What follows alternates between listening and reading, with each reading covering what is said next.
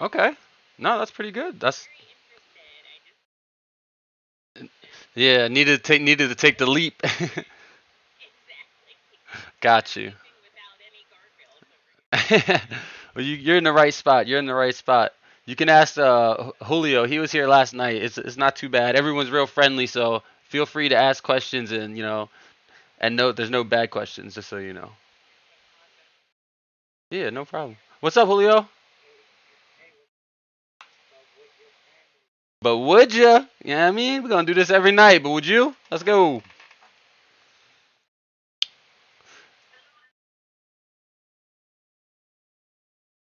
Hey, Michaelia, can you mute yourself if you're doing another conversation? No, you're fine. You're fine. Boom. Good to go. All right, we're just gonna hang out kind of here for a little bit. Let as many people try to get in here as they can. How was your guys' day? What'd you get up to? Everybody work or had an off day?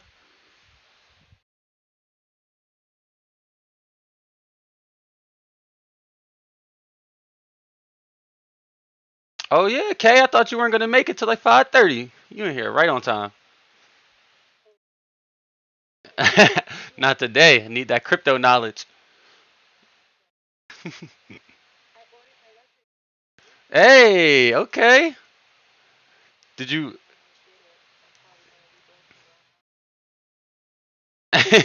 That's cool. Just let me know. Just hit me up, either DM me or message me, whatever. In the chat, and then yeah, I made like a little video on it, but I'm not the best. Like I haven't got my whole video technique style down yet, so sometimes they don't. Yeah, I mean, they don't hit the way they should, but we're getting there.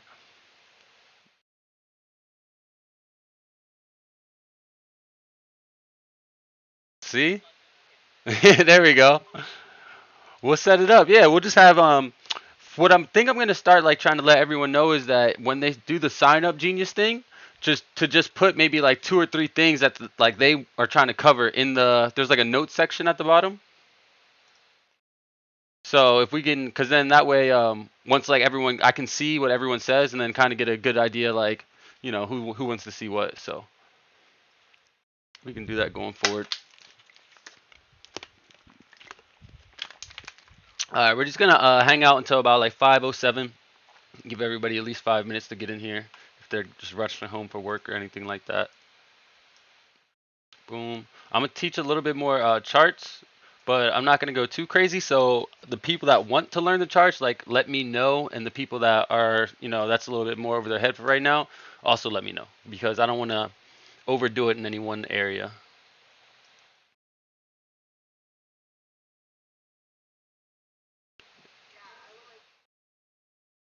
Okay, so we got some chart. Well, we can go over some stuff right now while we got some slackers.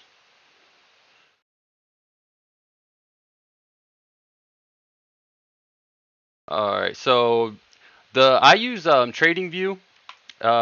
It's like maybe $10 a month or something like that to get the TradingView Plus, which just allows you to use multiple accounts and like have multiple charts, more indicators. So like this right here is called a Fibonacci. So to have more indicators like that, moving averages. Does everyone know what a moving average is?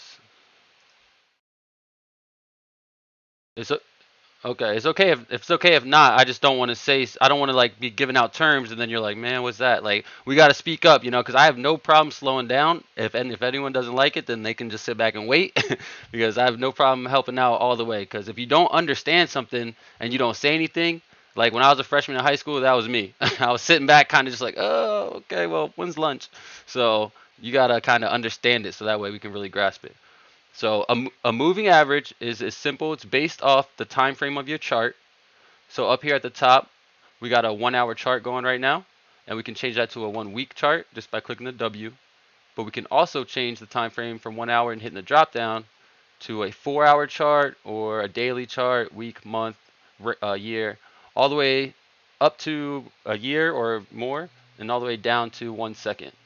So I don't know anybody that uses these 1 second ones. I'm more so like the lowest I really go is a 5 minute chart, and that's just to see if there's any like something like breaking news happening, like when we see this right here.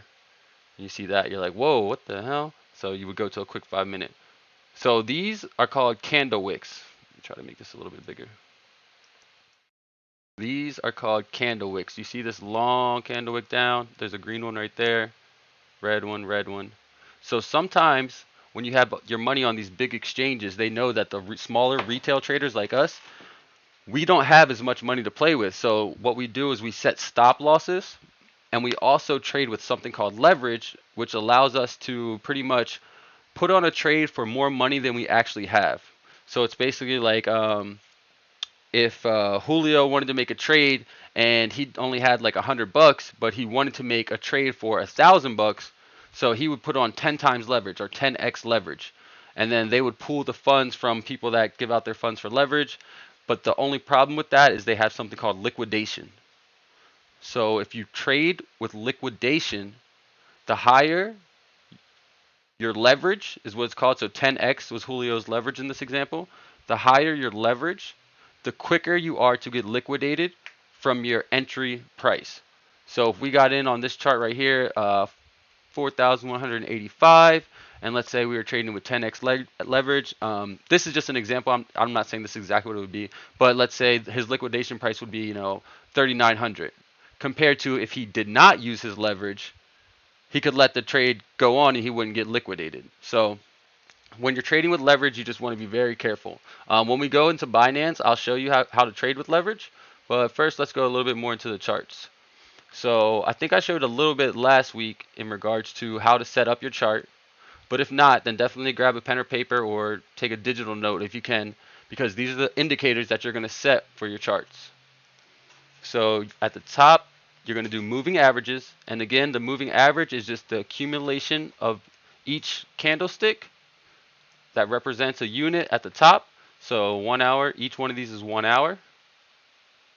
And so we're doing the moving average of 72 days.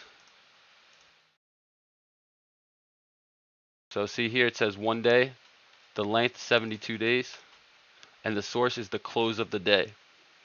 So it's going to add up the last 72 days and give us the average price of the last 72 days, which is this blue line right here. Same goes for this middle line, and the same goes for the last line. So the last one is 140 days, or the 20-week moving average, which it's always going to be, the longer your time frame in charts is always better. It'll give you a better picture. It'll make sure that your data is a little bit more accurate. If you're doing charts on a 1 hour, you want to make sure first to go all the way out. Maybe look at the 1 month. So that way you can figure out not only the current trend. Uh-oh, what do I got going on here?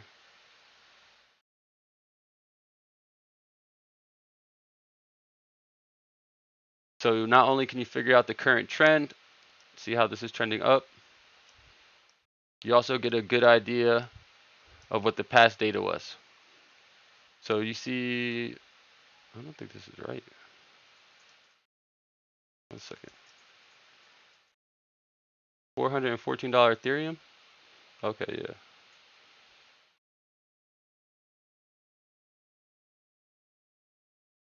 yeah. The next thing you're going to do after you do the moving averages, 72, 106, and 140. And if you don't know how to set those, I'm sorry, you go to indicators. You got the drop down right there on the indicators. And then you'll see moving average. And then you would just click moving average.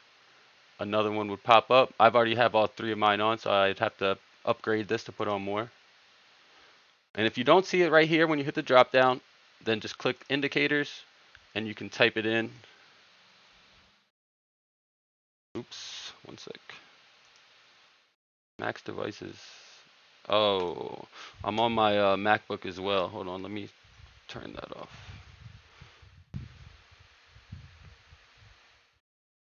Trying to come for me. All right. So again, indicators, you would just type in moving, see averages, and then I just started mine so that way it was easy to find. Then there's an exponential moving average. An exponential moving average just takes into a higher weighted account of the end of your time period. So in the 72-day moving average, let's say the last 10 days carry more weight than the previous days. So it just takes into account what's kind of the current trend, the more recent trend. So when I get into a chart again, boom, I come into trading view, I type in whatever I want to chart, it loads up, and when you're typing in what you want to chart, different charts have different data. So you type in ETH, see you get Kraken over here, BitBay, Binance. Kraken gives you the longest data set, so the information goes back the furthest. So I kind of like using Kraken when I want to go all the way back. But for the most part, since I trade on Binance, I use Binance. So boom, you would click on Binance. And then all this data points that you set, your information, is going to switch on each one you click. So you'll have to reset it. There's a way to save your preferences into a template here.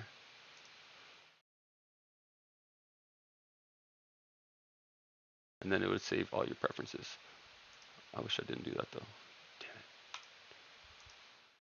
it. Hey. We got the forward and backward tabs here, undo, redo. They do come in handy. All right, so boom.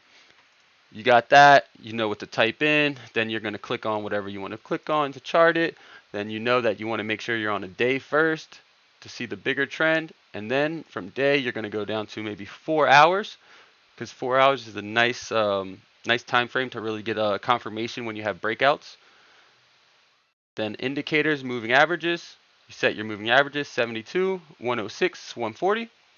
And then the next thing I set is called MACD. This is your MACD. It kind of tracks like the big wigs, how much money is being thrown in by like heavier investors. So obviously when it's green, we're going up. These are indicators that are super good when you're trying to buy, right? So we talked about it last time. Second here. This is a perfect, right here touches this moving average. So if you would have been watching it this time and you see it come down to the moving average, if it would have crossed under the moving average, we could have shorted. We could have shorted on this level, and especially if it crossed the 140, the 20-day moving average, we could have shorted there.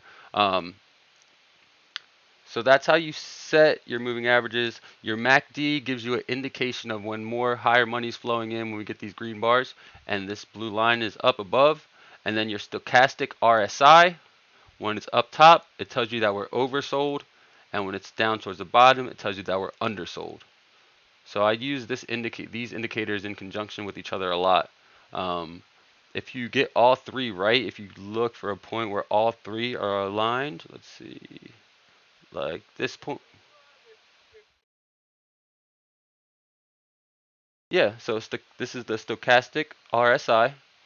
Now I leave it as the normal setting, but that's just because I'm not super advanced with charting. I know how to do it just because I've been reading about it and watching YouTube videos about it. I was never like trained in it, so this is just self-taught. But I took this course called Rule One Investing. If any of you guys ever have the funds or the want to take this course right here, it's really good. The virtual workshop is a lot cheaper than the in-person workshop. I think it's like $350. Wednesday, May 12th is the deadline for the May workshop sign up. So it looks like one's coming up.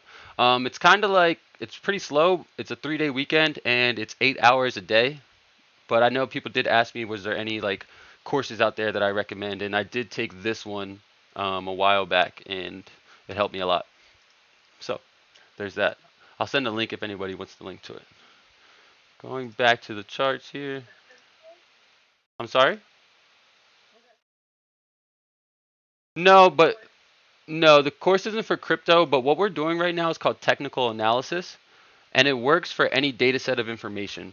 So it's not specifically tied, this isn't specifically tied just for crypto. I actually learned this for stocks, and then I got more into crypto and it applied to both. So that was just a huge help.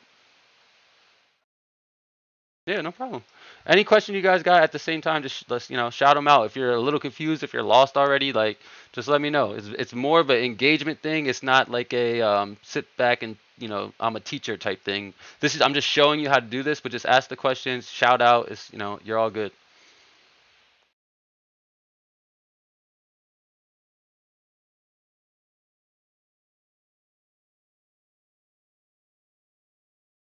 Yeah, so when you're shorting something, you would actually need to be inside of an exchange, right? So this is Binance. Do you have a VPN? Yeah?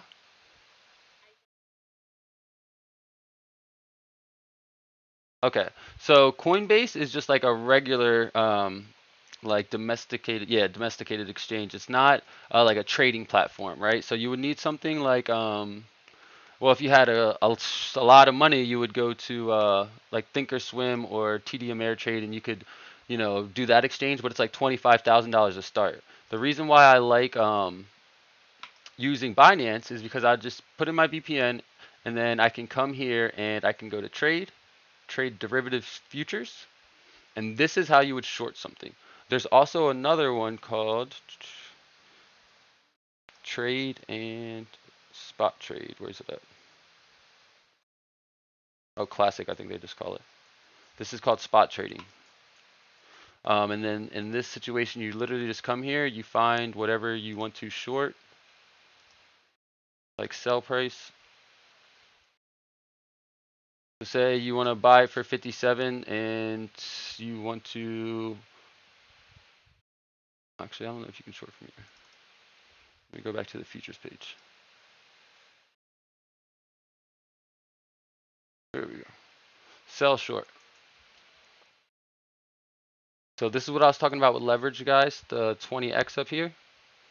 So this is the leverage you would put on, but that's going to mean your liquidation price is a lot closer. And again, if you get liquidated, it just means they take the money that's left in your account. So if I had $346 here and I got liquidated, they would take it all. So if I wanted to sell short, I would just hit the last to see what the last price was. I would put in how much of my account I wanted to put up, let's say 23%. I would set a stop loss, like, okay, if you lose X amount of dollars, and then you would just hit sell short. And then what that means is whatever your current price is, so $56,923, when it went down under that, you'd make money. And adversely, if it went up above that, you would be losing money. So it's the same thing as if you were buying long. If we bought long at 56,923, when it went up to 57, 58, 59,000, we'd be making money. And if it went down 55, 54, 53, we'd be losing money. Does that make sense? Yeah, no problem. This stuff gets a little bit confusing just because when you look at the screen, it's like, okay, what, like, there's numbers everywhere and shit's changing, like, what is going on? But it's can kind of simplify it, right? Because the pertinent information, boom, this is what you're trading right here. You would type it in. Let's say we want to trade ETH, right? Now this is a quarterly option. We're not trading options, but we would trade perpetual futures. And so that, boom. And futures, again, is just what you think is going to happen moving forward. So look at this right here. Right? Oh, look at that. Boom. Let's go back to this. Oh, yeah. Oh, yeah. So look, we got a MACD. Our MACD is in the positive. So in the positive, I just mean it's over top of the other one, right? So green, or well, usually these are green. I don't have this one set up, but so the blue line is good. We want it to be blue. So we got a blue line above the red line. We're good there. And now we're oversold, but we might get a top bounce. Let's see, like see how these bounce for a while. So if this comes back here, say say it one more time.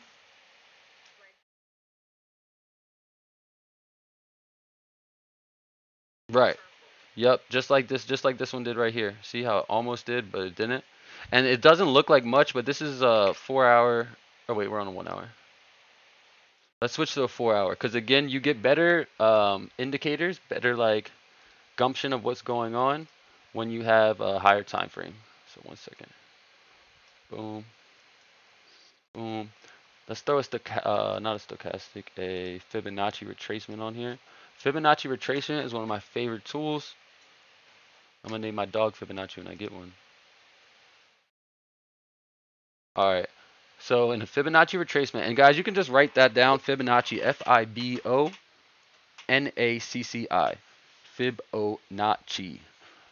And you can just Google that, write it down, whatever you want to do, and just read a little bit about it. It's basically like math. It just tells you how math is in every single thing that you do in the world. But what it does do is it gives you a level of 0.618, and they call it the golden level. So most of the time when you have run-ups like this, they'll retrace to the 0.618 level, which is which is right here, right? So we got 0.5, 0.61. So anywhere in this level is where we would be looking to buy, especially if if Ether, whatever we're looking up, has good FA, which is fundamental analysis. And then this right here is our technical analysis. And then we'll go find out if it has real world adoption. And then if we can check off all of those things, it makes us a lot more comfortable to go ahead and make a purchase.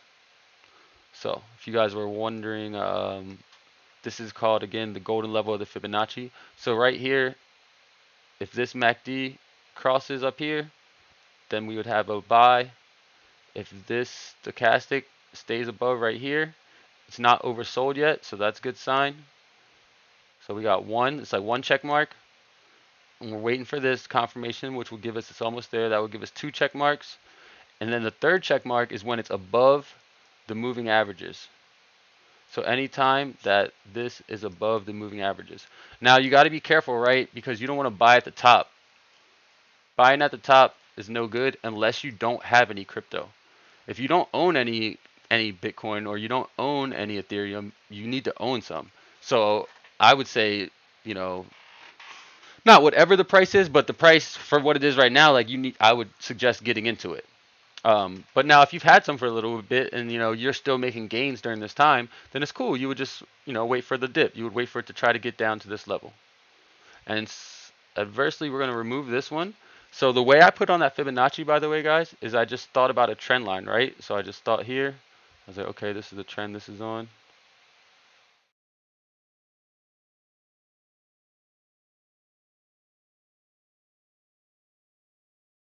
So you see that trend, it's like, okay, and then you see it kind of started right here. Oops.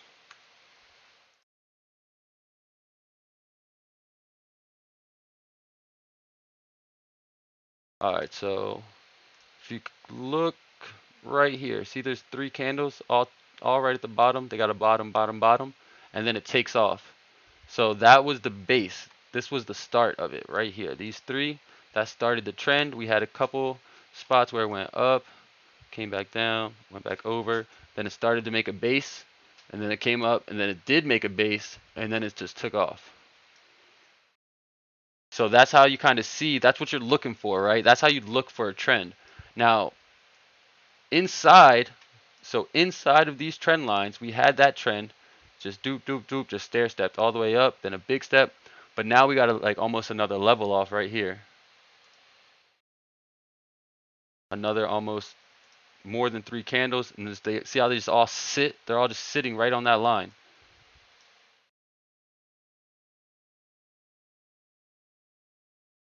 So we got 1, 2, 3, 4, 5, almost 6 candles all just sitting right there. So it's creating another little consolidation period, and then we're waiting for a breakout of that, and we get one here. But instead of it keep running up, it just goes into consolidation again. And then we get another run up, and then consolidation, and then a run up, and before we finally get a pullback. And it was needed. And look, the pullback comes right to our trend line, bounces, and then we're starting to go up again. So if we're looking at what happened previously, oh wow, we actually got a head and shoulders forming. So a head and shoulders is like this. There's a shoulder, there's a head, and this would be a second shoulder before it goes like that. Now they don't always work out like that. There's so many different like patterns that you need to be looking out for, that some invalidate others. So, but these are just ones that you learn when you're first starting out, so it's just a little bit easier to see. The biggest thing you want to do, in my opinion, is you want to be able to know where to kind of get in, right? How to get into an entry point. So if we're looking at Ethereum right now, and let's say we start right here with our Fibonacci instead of down here, and the only difference is we have a floor right here, and this is kind of where it took off. Or we could start right here, and this is where it took off. Now I'll do like multiple of these Fibonacci, so there's no, you know, super correct answer. It's based off, you know, your understanding of the charts.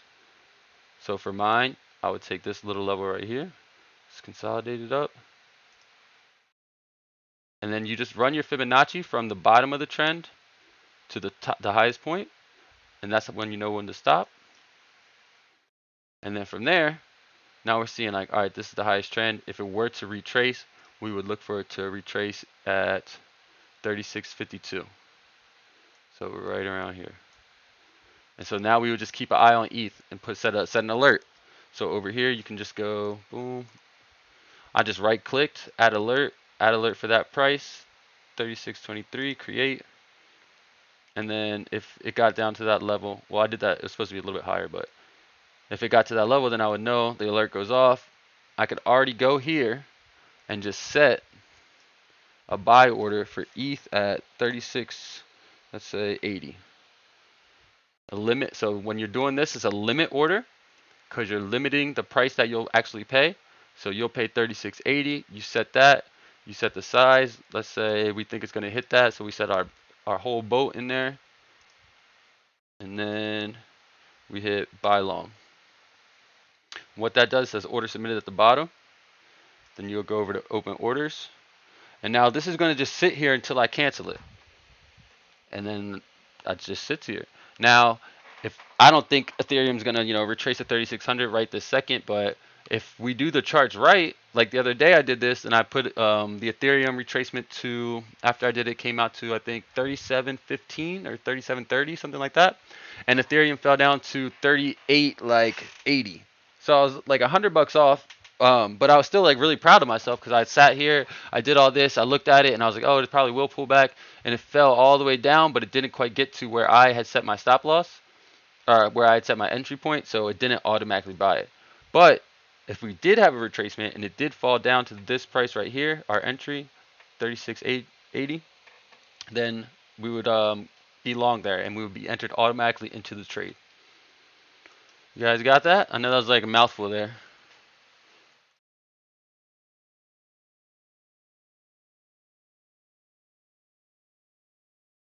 Anyone?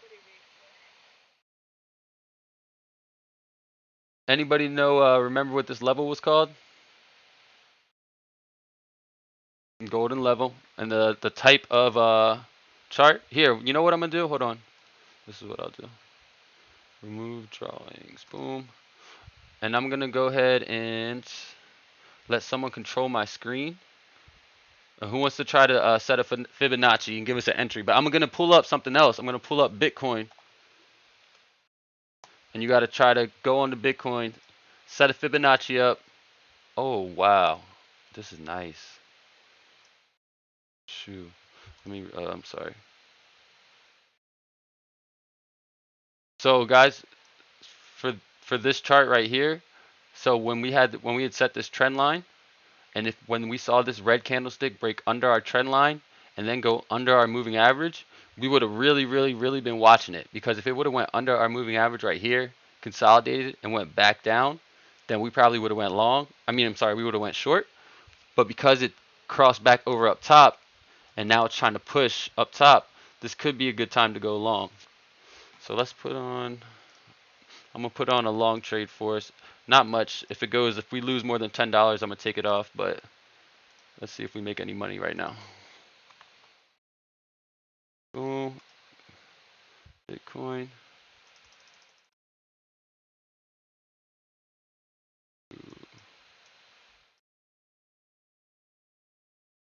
What do I have my other trade on?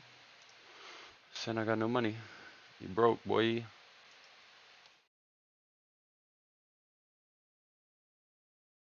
ETC. There it is. Alright, so see it's moving right now. See how it's moving? So we keep hitting last just to get a good idea where we're about to get in at. Boom. Alright, so we're trying to get in under 50. Because once you set this, you can't hit last anymore. And then we're just going to hit buy long to try to get into it. Our order was filled because our order normally goes here to open orders, but it went here because it was immediately filled. So once it gets filled, you actually are in the position. right? So now I'm in the position here. My margin is the amount of money I put up. I only put up $51, but you see my trade size is $1,026 because I have 20x leverage on. So this is how people like, end up going really, really broke or sometimes getting, real good come up. Now we will go over here and set our stop loss. Looks like what are you willing to lose? Let's say, and then we look at our entry price. We got 57,048. So let's say if it goes down to 56,900, we would only lose $2. Let's say if it goes down to 56,400, we would lose $11. So boom, we'll set it that. And then now we're just chilling. Now normally I trade a lot more money than 50 bucks, you know what I mean? Because you're not gonna, I mean, you could get some results. It's a good way to learn, but you got to remember you're paying a little bit of fees to use the leverage. You're paying a little bit of fees to the market maker. The market maker is the person that takes the trade and sells the trade. So you got fees that are gonna come out of this as well. So you kind of want to make it worth your time. The same way it's like when you're swapping, right? All right, so that's how you put on a trade. So we'll just leave that there, and we'll come back and we'll check it out a little bit later. For this right here, I want to see if anyone can throw on a Fibonacci. Who's trying to try? Anybody? Come on. We need somebody. I'll guide you.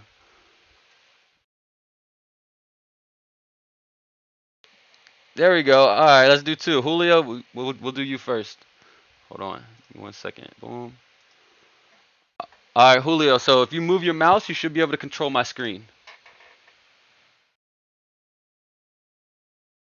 There we go. Okay. Yep, I see you. All right. So Magic Man over here. So, all right, Julio. What we're gonna do, right, is first we're gonna try to draw a trend line. So scroll over to the left, the top left. Yep. Now go up, up. That one right there. Hit the arrow next to it. The arrow next to it. Click that arrow. Yep. And then so click the trend line right there, right next to it. The top one. Boom. Now, when you click, it's going to start a line, and that line is going to drag out until you click again, and then it's going to stop the line. So let's go to the lowest red wick candle that you see. A little bit further. Yep. Yeah, there you go. Yep. And now you're going to try to get to, you don't have to be perfect, obviously. Like I said, this is, especially your first time, but try to now just click under the bottom of that wick and then drag it up to the top right and just keep going all the way out to under the green wick. Stay under the green wick. Keep going down, down, down. Yeah, like that. Now go as far out as you can. And now up a little bit. Yep, keep going up. Keep going up, up. Because you're going that green wick, right? So the candlestick's wick. So you're going to go up a little bit more. Yeah, you want it to touch, right? So hold on 1 second, Julio. Stop moving it. You want it to go right here, right? So you want it to touch this green wick and then extend all the way out. So now go ahead, keep going. A little bit lower. Yep, now click. Boom. All right, now we got our bottom trend, right? And then we will come back over here and we will start at the top of this one. It doesn't have to touch it. Boom, but it can. You start at the top of there. Oops, that's a bad trend line. Top of there, and you just extend it out to the highest point you want it to touch. So this is the trend line we're looking to get in, right? So now from here, go ahead and try to draw a Fibonacci from here. I'm going to set it for you. Boom. All right, Julio, take back over.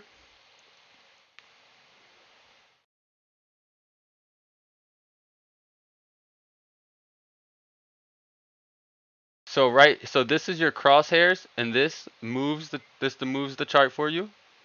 The next one is your trend lines. So your lines, all the lines you draw, that's where they go. Under that is your tools, and these are all like kind of grid based. So Fibonacci retracement, and you just click it. Fibonacci retracement. Yep. Yeah, you can do alt and F as well when you get real nice, but Um, all right, Julio. So you're gonna start your Fibonacci right here, right at the bottom of this green line, right on the bottom of this green candle. So go ahead, and you're just gonna give it a click, and then after you click, you're gonna scroll up, like just like you were drawing the lines. Oh wait, it didn't set it. So try again. Yeah, there you go. Now scroll up and just go straight up, straight up, straight up. All right, now you see the dot. Oh, sorry. Let me move that out the way.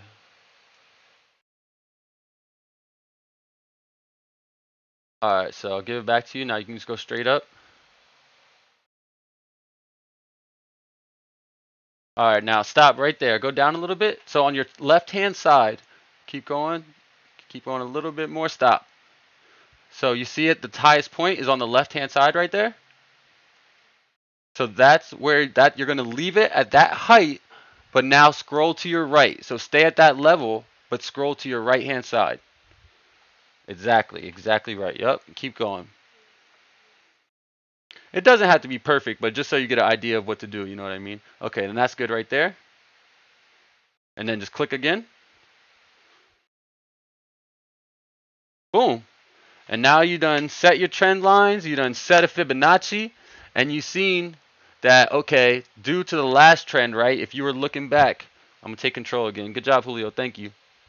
Thank you for stepping up, bro. I needed somebody there. They was just letting me flounder out here. I was like, okay, all right, guys. I see how we doing it. Ain't no one trying to help me. Uh-huh. Nah, Julio got me. I already know what time it is. All right. Good job, Julio. So then when we're going back to the yes, sir. When we're going back to the trend lines, right? We see right here there was a trend here. Boom. And this is the trend that we based our top Fibonacci off. So if we were to run one from there, let's see what it looked like. We got one from this little base right here up to that top. And I'll stop it before it gets to that one. Boom. We can see it hits the top and it retraces here.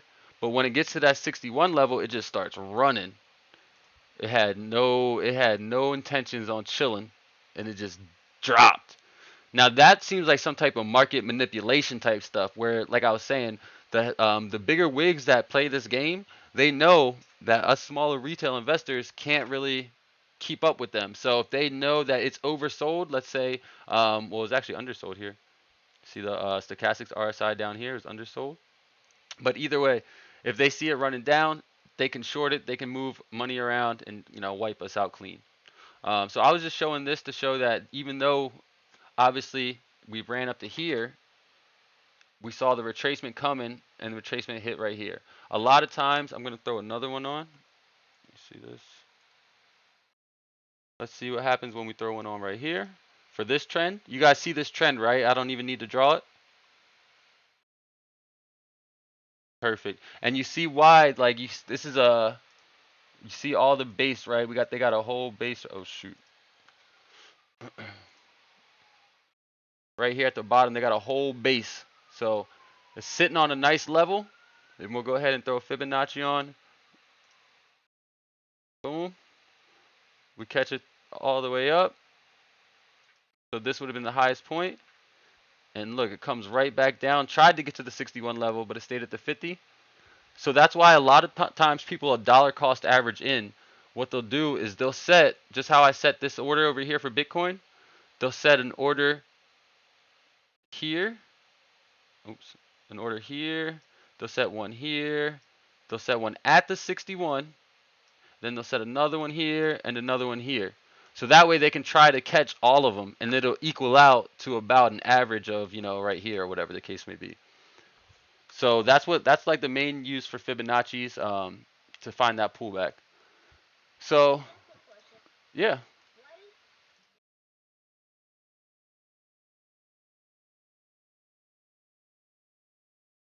because you want to base your information off of what the chart gives you from the previous time, right? Because history always repeats itself.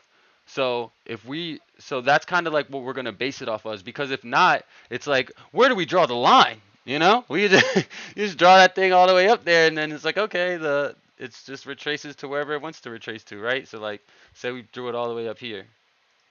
It's like, okay, now the 61 level is here, which is like it never even reached up there. So it's harder to go off of. So we base it just off the top, because that gives us an idea like, okay, boom, if it was here and it went up last time, see last time right here, and it went up last time to that mark, we're like, okay, well, it should reach around that mark again, or at least we can expect it to.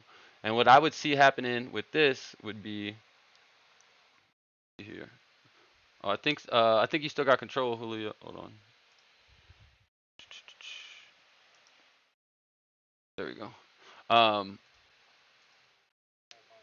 Nah, you cool, bro.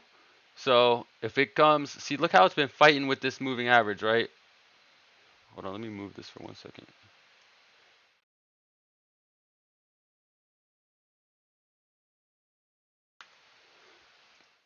It's been fighting with this moving average this whole time.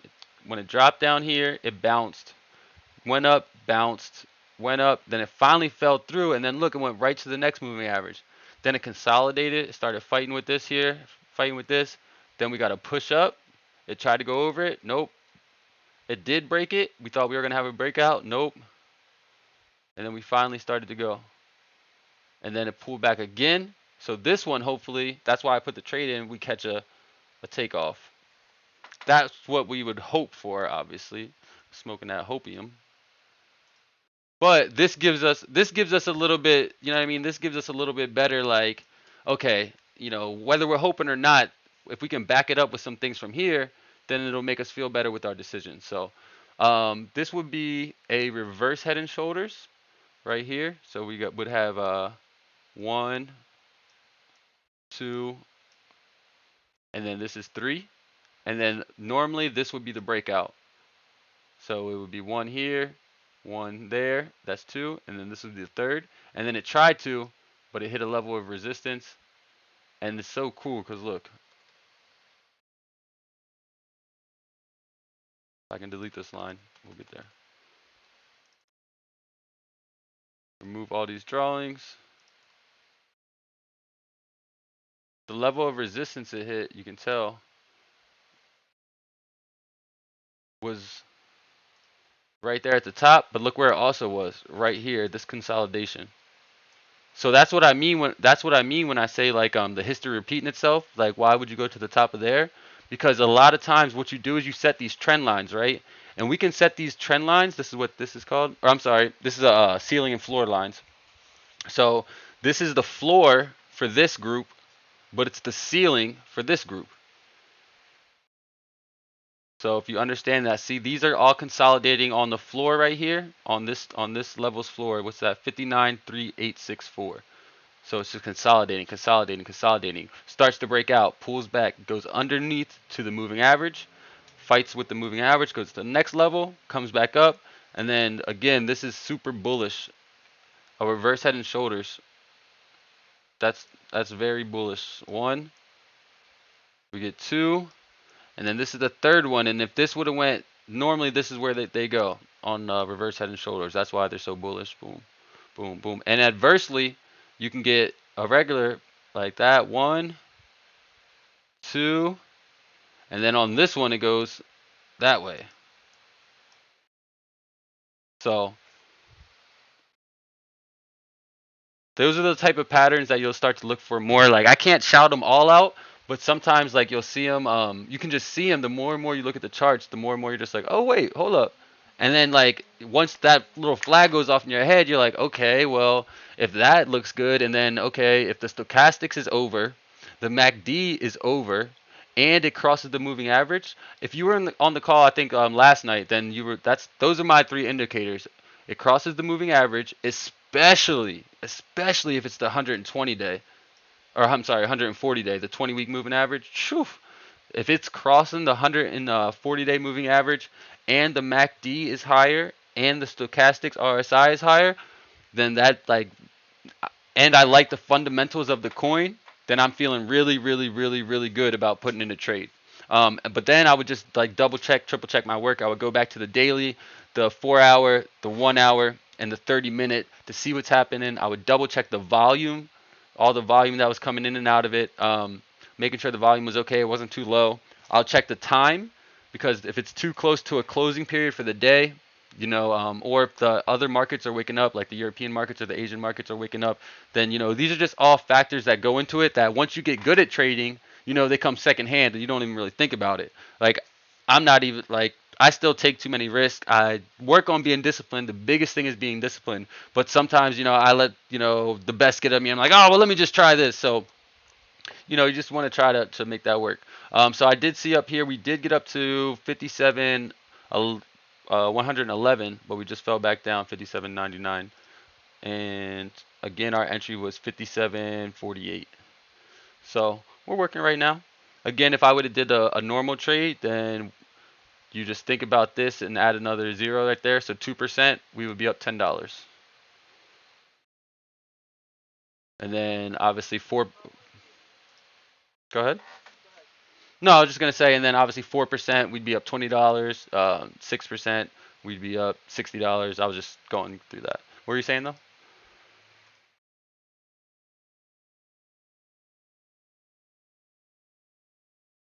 Um, well, you normally have like if we're thinking we would do one of these, right? We would just come over here. If we're looking at the previous patterns and we think we just got a bullish sign and we think it's gonna bounce off of this moving average and go up, we're gonna go off what? Our previous data, right? So we would just do the same thing, even though it's not here. We can't see it yet, but we're doing the same exact thing. We're just setting our Fibonacci, and we're assuming. Hold on, let me zoom in on this part.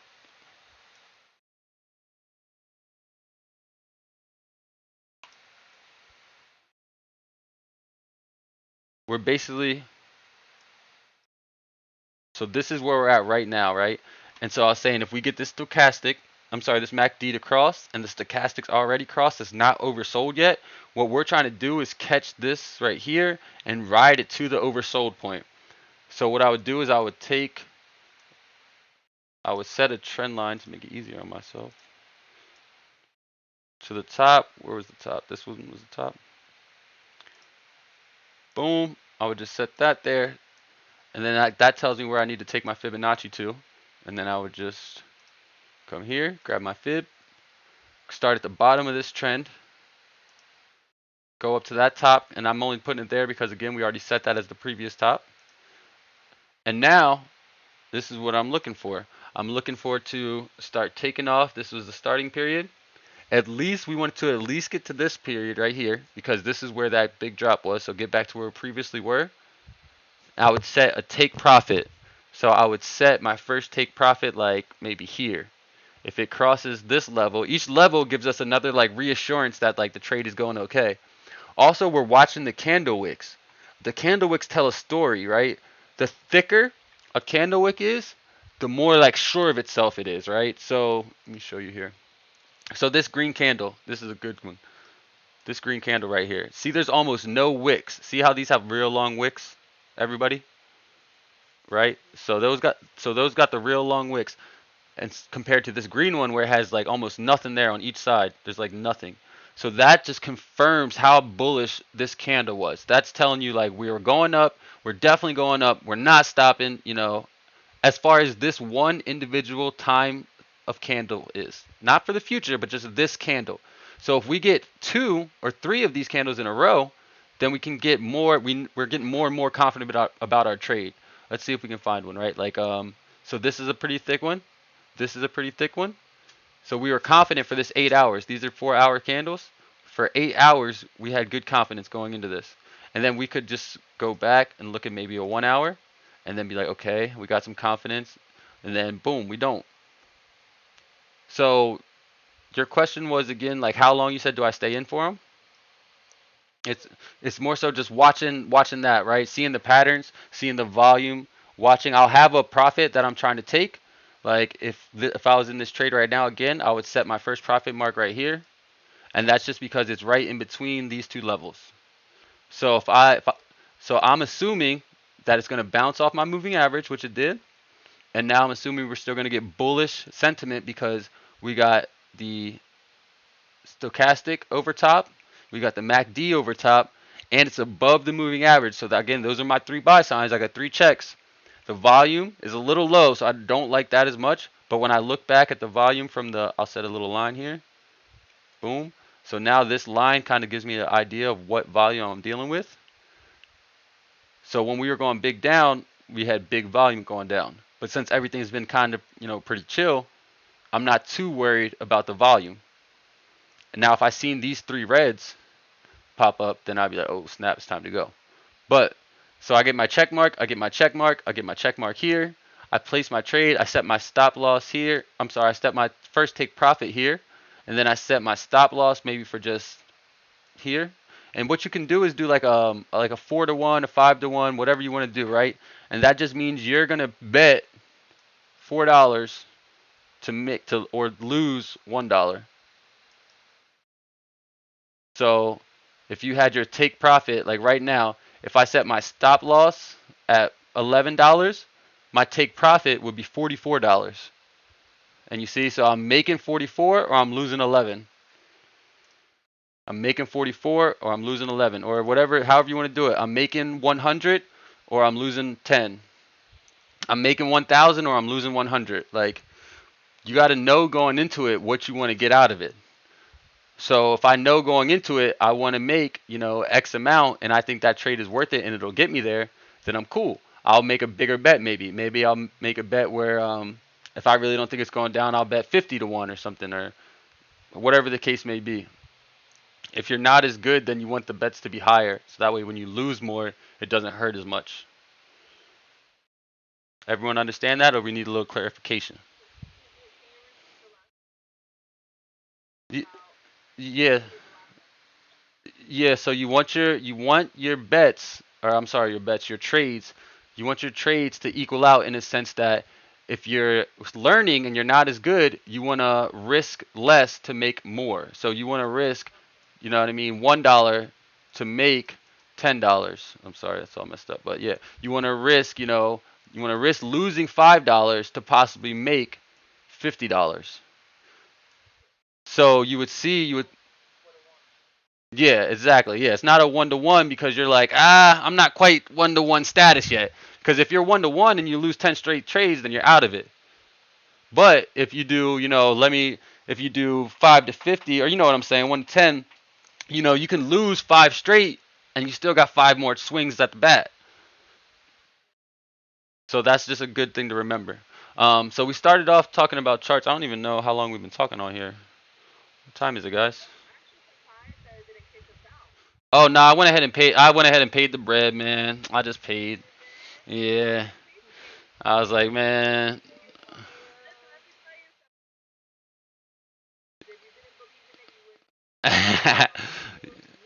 Appreciate you. Appreciate you.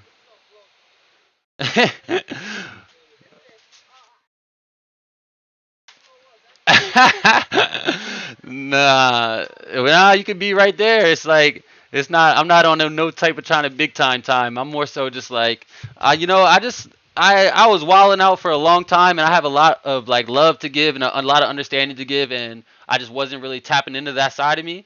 And now that I like, I'm more settled down now, and I'm starting to really like be at peace with myself. It's a lot easier to help others. So this is like I enjoy it. I like actually enjoy it, and it helps me stay on top of my shit. You know what I mean? Yeah, yeah. So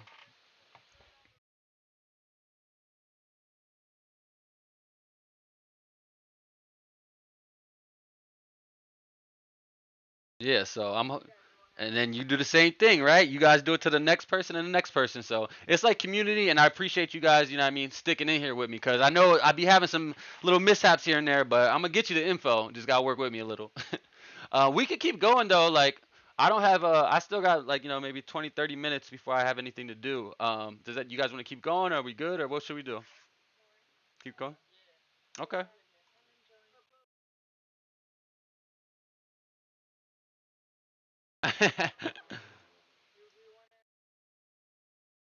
I got you. We all good. Oh, look, we up, baby. Let's go. All right, so look, we're gonna lock in profits right now, right? So we're gonna go here and cancel that one. And now the price is 57,321. So we go 57, and let's say we go 200, right? And now, no matter what, when or if it drops back to 57,200, it'll take us out the trade, and we'll just get that money. We'll get the $2 or whatever it is. So that's how you like set your stop losses and your profit. So when I'm talking about taking profit, guys, a lot of times I'm talking about trading more so than I am like, just your everyday, like if you're just holding.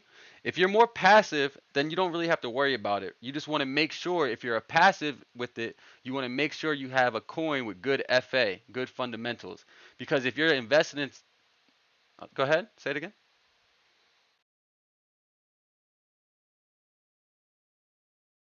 Okay, yeah. So basically, like you want to have a coin with good fundamentals, right? Because if not, if you're holding something like Dogecoin that doesn't have a good use case, or like Shiba Coin, or anything that's like just hot at the moment. Yeah, well, if you're a passive investor, right, and you're all this stuff is going on with these like random coins, and you're not really paying too much attention, like you're not on it every single day, they can drop like 80% within a 24-hour span. And if you're not paying attention, then you're losing 80% of your money. Like that's insane. So it just like it's very I guess I just get frustrated with people because they want to have those. I understand having fun with it. Now I'm cool with having fun with it if you know like that. Okay, I'm putting $50 in to like see what happens, and I'm not really tripping about it. But if you don't own any Bitcoin, Ethereum, or Cardano or anything like that, any solid projects that have real world use cases, then that's where I get upset because I'm like, guys, like you're only hurting yourself. The rule number one, like in that class I took, he said the rule one is you don't lose money. That's why I'm always so adamant about setting these stop losses. Like, nope, okay. Now sometimes I kind of screw myself over because I'll set a stop loss, it'll come down and hit the stop loss number, so I'll get out, and then it'll go right back up. And like, yeah, okay, I'll lose on that, but did I lose? Like, I made money, so it's your risk management. When you really are on top of your risk management and you're doing the strategy where you're betting like the 4 to 1s and the 5 to 1s, then that helps a lot. So yeah, like, and you can get riskier once you like know what you're doing more. And like I said, the better you get at it, you don't have to go 4 to 1. You don't have to go 10 to 1. You might be able to do 2 to 3 or whatever. But like when I first started out, I was doing all 10 to 1s. Like everything was a 10 to 1, no matter what. And like, but I was taking profit along the way, right? So let's say I made a trade to win 10 to 1, but I would move my stop loss up every time. And that's just kind of like how I learned, and I continue to do it. But from another perspective, if they, I've had teachers say that you should just leave when you set a trade, you set your 10 to 1, you set your 10 profit, your 1 loss, and if you did a good trade, you don't need to worry about it. It'll get to your 10 or it'll get to your 1. But I like to take profit just because I had another teacher show me that, and I like that a little bit better. So there's different styles for different people. You got to learn your investing like personality, what you can handle and what you can't. Because sometimes, like when I first started, I was getting too deep in this. I'm staying up at night, scrolling through my phone every 20 minutes, rolling over. So, yeah. So that's how I first was. But then I read a book suggested by Ian Dunlap, and it's called The Intelligent Investor.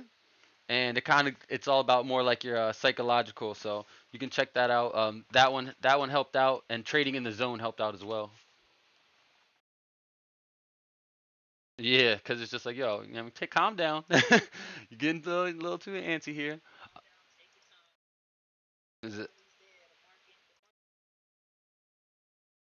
is exactly like most of the time you're just gonna hurt yourself. So you're exactly right.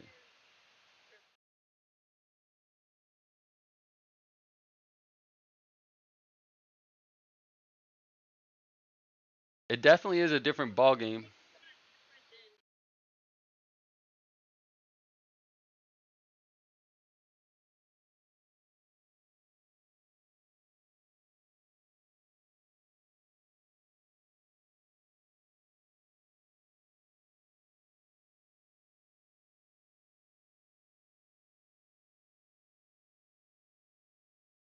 Right. Very true. Exactly right. And that's the thing, the more you read and the more you get. Oh, what am I doing? The more you read and the more you get comfortable with it, like the easier it is. You're not staying up at night. You're not tripping out about, dropping a little bit. Like I welcome dips now, especially if I'm not in a trade. I'm like, oh yeah, go ahead and take that dip. Like boom, catch that W. So I like that. All right, so that's pretty much it for charts for now. Like that that's as much as I can give you as far as, you know, getting you started. Anything really, not anything, but most things coming after that are like getting deeper into where you're learning the exact patterns. But if you know what makes up a candle, like we're looking at these candles, right? This is like a hammerhead candle because it has a long wick down and the body stays at the top. And we'll just tell you this little tip too. So if it's green, if the candle is green, that means it closed right here at the top. So the price it closed for that day would have been 57,412. If it's red, it's at the bottom, but not at the bottom of the wick. It's at the bottom of the candlestick. So boom, the price that one would have closed for the day, 55,340. So that's also, if you didn't know, you know, that's how you would look at a candlestick and like, you know, in air quotes, read it. That's how you would read the candlestick. So this one has a high wick. It's red, so that means it closed at the bottom. Boom. Another red day. Closed here. Closed here. Closed here. Closed there. So.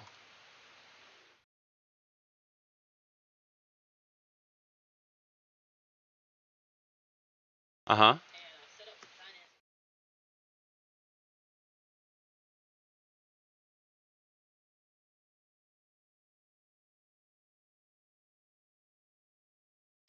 Yeah, that would have been nice.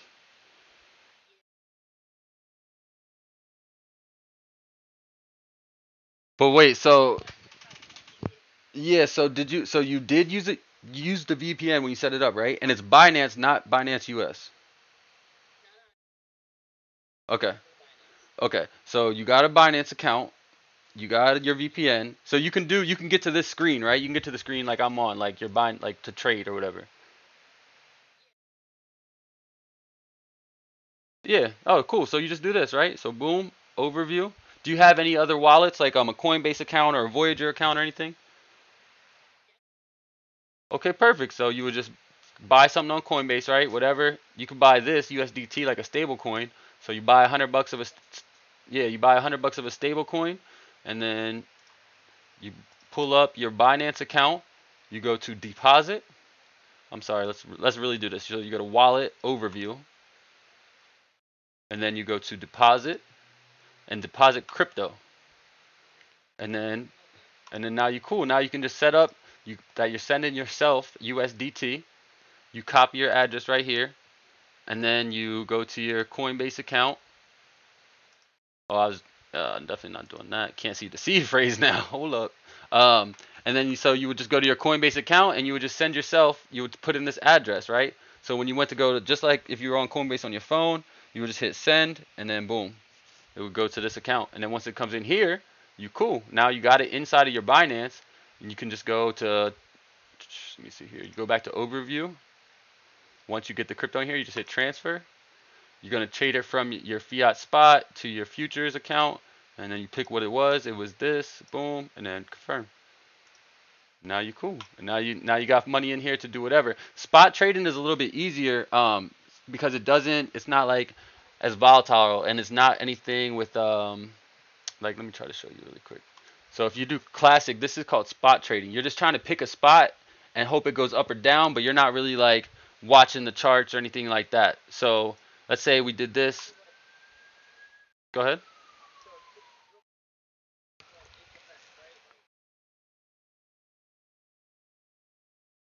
Yes.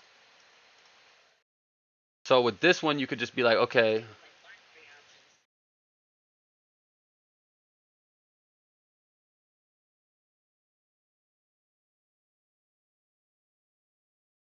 and then you hit. Did you guys trade that before?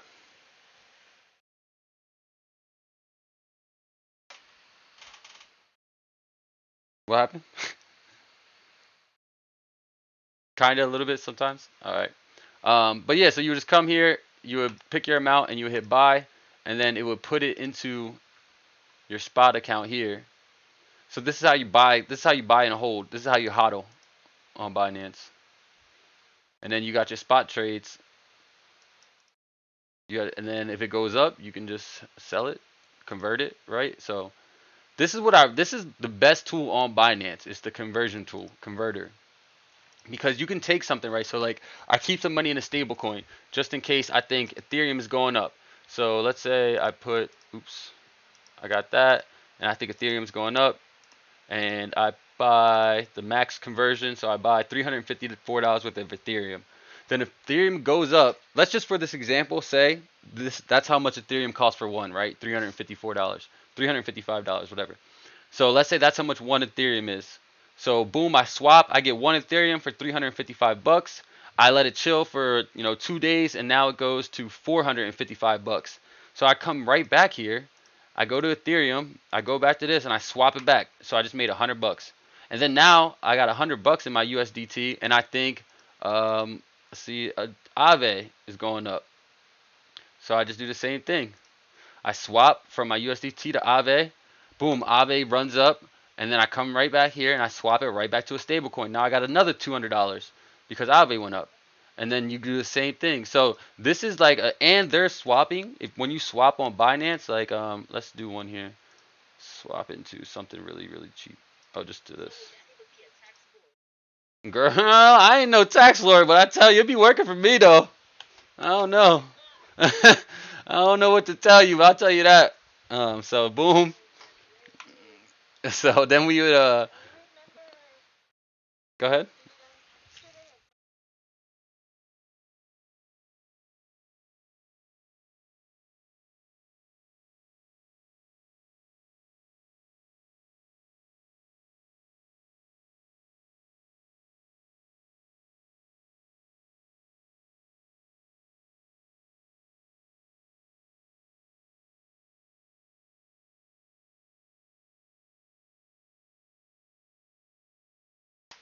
Yeah. Or just you can email it to me and I'll blast it out or whatever. Post it wherever, however you want, however you can get it out. But yeah, for sure, cause I don't. Yeah, I'm not the. I'm definitely not the expert on that one. Um, but go ahead. Uh, yeah, yeah. So that's what exactly what I was about to show you, right? So it's refresh. There is a fee, but failed to get quote. All right, preview conversion. All right, so let's just go ahead and convert it, right? View status, and then we'll go back to our convert tab. We'll look into our USDC now, and now it took out not even a penny. So I got $9.99. So it took out 0.005 cents for this for the fee. So that's what I was trying to get to. The fees are a lot lower on Binance to swap.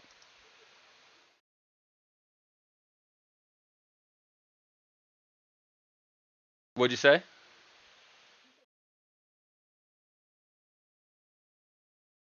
Well, you ever use like you, you ever use Uniswap?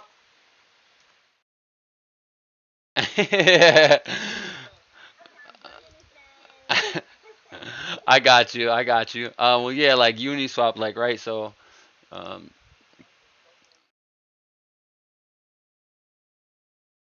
let me just move this really quick so I can sign in. Uh, I just got a new computer and I don't have it set up on here, so I can't quite show you yet. And this is actually my second new computer. I got a new computer yesterday and it didn't work with some software, so I had to go back and get another one today. So it's not set up on here yet, but I'll make a video for you. But basically, the fees on here are you're paying Ethereum gas fees, and on Binance Smart Chain, you're not paying Ethereum fees. You're paying Binance fees because it's on the BSC, the Binance Smart Chain, compared to the Ethereum network. Is the biggest difference of why the fees are like that.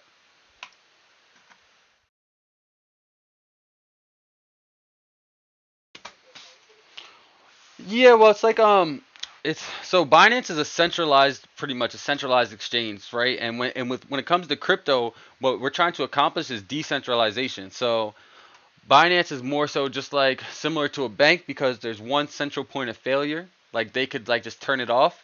And when we were talking about yesterday about validators and validating nodes. So that's when Ethereum is decentralized, you can't turn it off. There's validators all across the globe, so there's no one. person you can call and say, hey, shut this down, compared to Binance where there is. So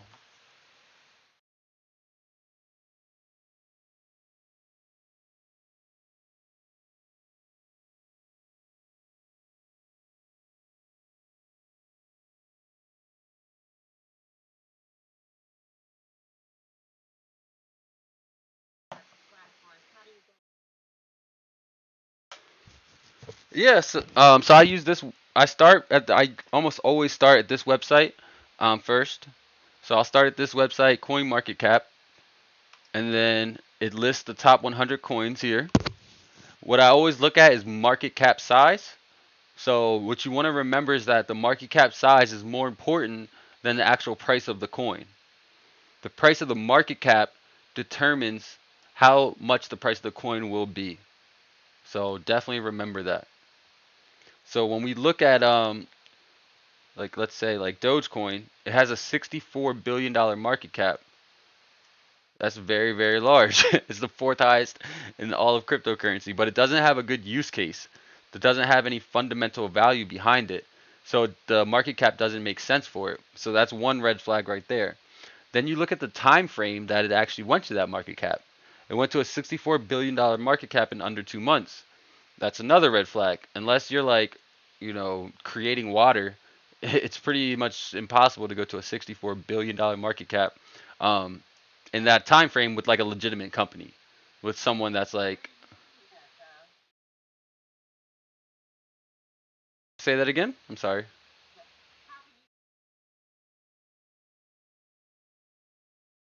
Well, I know that just because I've been following it for a while, but I mean, you could go back to you could just look at a chart, and when you look at a chart, you can put on a indicator, and then you can put on an indicator of market cap.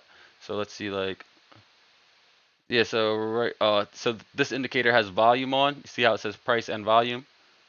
So you can just put on another indicator that has a dot that says market cap. I'm not sure how to do it. Let me see. Oh, here we go. Market cap. So boom. So now we're on market cap, and you can see here, riding from the bottom, it was at 1, 2, 3. So 300 million. 300 million, and and now it's at 64 billion. So it didn't get to a billion until we're at that's 197, dude. 1, 2, 3 billion. 1, 2, 3. Nope, 500 million. So sometime around here, January 14th, it got to a billion, and then in 3 months, 4 months, it's at 64 billion. 64 times the value. It's just not feasible. Like, I look at the straight line. Nothing goes straight up forever. Nothing. So it's gonna come, and then when it goes up like this, it comes down just as hard. So that's why I try to tell people about it before they just like start throwing crazy money in there. Because if you don't understand that with the fundamental part, and you don't understand the chart part, then you like kind of recipeing yourself into a world of hurt. Um, okay, so let's look at a coin with a good fundamentals. Like, I like Cardano a lot. I'm a big fan of Cardano. Let's look at Cardano's market cap. So it had some hype, and then it went back down, and then it had some good news, and then it went back down, and then it stayed pretty much dormant for a while. And even their market cap, because we're in a bull market right now, it's just increasing like vastly. Doom, doom, doom, doom, doom. But at least this project has good fundamentals behind it. And when I say that, meaning like, okay, so their owner, the creator, is a very like public figure. He's a co-creator of Ethereum, and they're making one of the first fully decentralized blockchains.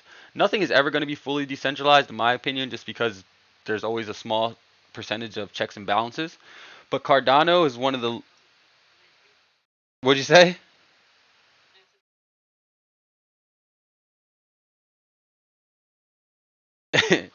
Yeah, and they're gonna make sure of it in some type of way. And it's funny that you mentioned a way to find you because Cardano actually is releasing a project in Africa. They call it the Africa Special, and it's they're using DID, digital IDs. Let's see. and it's supposed to like really change how the everyday life goes on out there. So this is it. You can Google it if you want to check it out. It tells all about what they're going to be doing in Africa and how they're basically enabling people that don't have resources, with some. Because there was a story that came out about people in Nigeria that were trading cell phone minutes, like bartering using cell phone minutes as payments.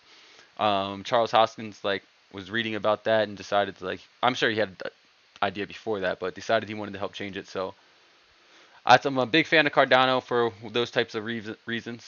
And let's go back to their. Why didn't I go to their coin market cap?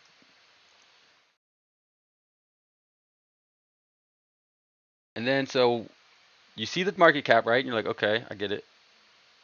Then you would come down here, you see what else is going on with them. So what is Cardano? Cardano is a proof of stake blockchain. Proof of work versus proof of stake is a big deal. Proof of stake, you have stake pool operators, and proof of work, you have the node validators.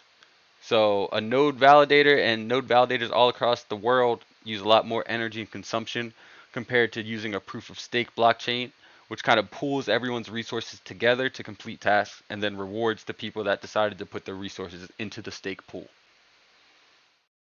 Boom.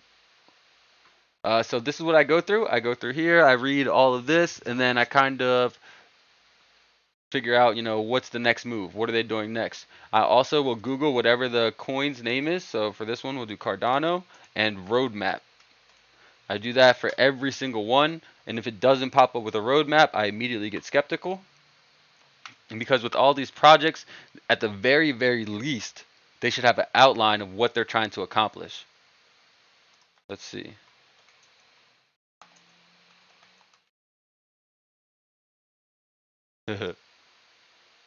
So Dogecoin roadmap. Is Dogecoin the future? Oh, this is on Reddit. So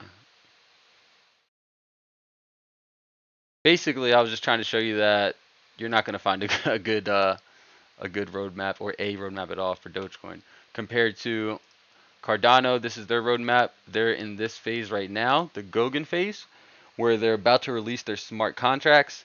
And once they release these smart contracts, it's going to be like absolutely insane. They just finished creating Plutus. All right, this is just all next level nerd stuff. But anyway, there's a lot of technology. There's a lot of stuff going on behind the scenes with them.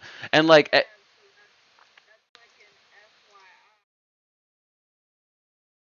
I mean, you can do what you want. It's not financial advice, but I really, really like Cardano. It's my biggest holding. Actually, no, Ethereum is my biggest holding right now. But Cardano is definitely legit, super, in my opinion. Now I could be wrong, so you know. But the same thing like with Ethereum, right? So let's Google Ethereum roadmap. See, and it automatically pops up with the roadmap, what's going on, what they're changing, Ethereum 2.0, compared to there was a Reddit post I think I seen, but it's not like the leading and only one. See, these are coming from legitimate sources: Cointelegraph, CoinDesk. If you guys don't know, those are good websites to check out. So you got Cointelegraph, CoinDesk, and then another one is called Decrypt. Decrypt Daily. I check out. Decrypt Daily has a podcast daily, and it's pretty good. The guy's like pretty cool. He's kind of entertaining. So, boom. All right. So that's that on that. So fundamental analysis again. I start here, and then I just go through anything I find on here, and then I don't know if you guys ever tried this, but I do this a lot. I'll set a Google alert. Set Google alert, and then basically you just add whatever you want up here. Let's say like new Nikes, and then you can get a email every morning. Like, where my Google alerts at? So see, I get these Google alerts about DeFi, about Polkadot, about Cardano, and you just set them up, and you get them every single night at midnight. They take um, every single article that mentions one of whatever you set up as the alert, and it just automatically emails it to you. So that's super convenient if you never heard the Drake song. She got Google Alerts. It goes straight to her phone. So it's very, very convenient. All right, guys. What else? Anything else? I think 620.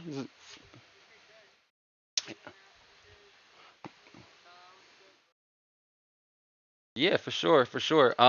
Yeah, let me know if you guys need anything in the meantime. You're welcome. I appreciate you, and have a good night. All right, guys. No problem. Later. Later, bro.